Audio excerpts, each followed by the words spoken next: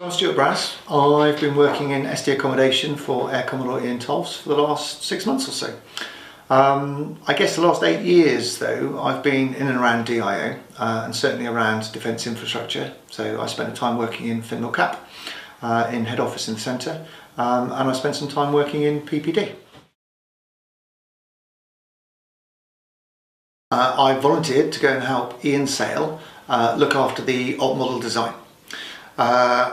I think he and I will be working with a small team, very closely alongside Nick Doyle as Director of Transformation and Change, to try and develop an operating model which is coherent and which will suit DIO for the future. So I think the alt model design piece really covers two areas. The first is the sort of high level alt model design, which is really about structuring the DIO to be fit for purpose for the future.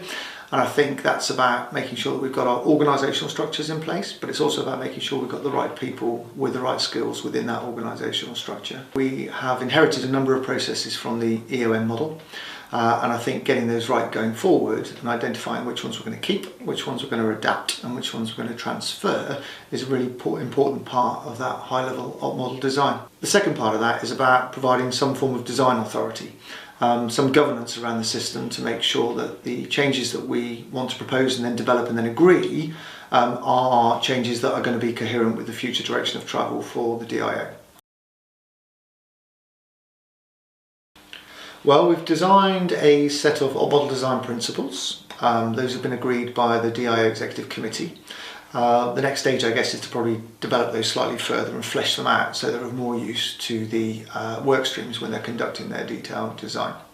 And secondly, the DIO Executive Committee have agreed an approach to alt model design, which is what we're going to be using over the next 2 or 3 months to develop the high level alt model.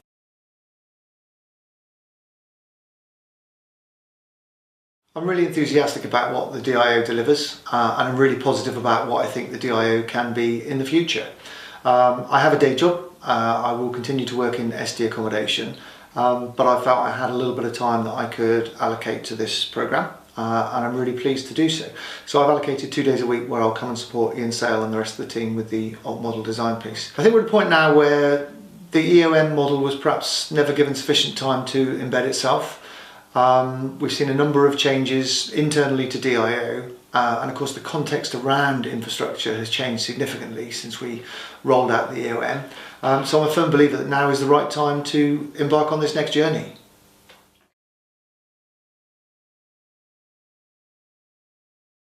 I think if you want to influence change, then you've got to be on the inside.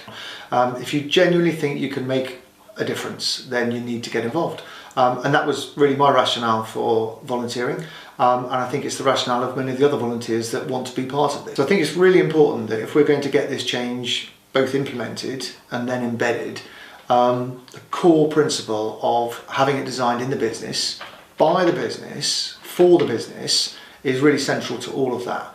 And if I can be part of it, and if others can be part of it, then I think that will add real value. And I think when it comes to embedding that change, it'll make that embedding much easier.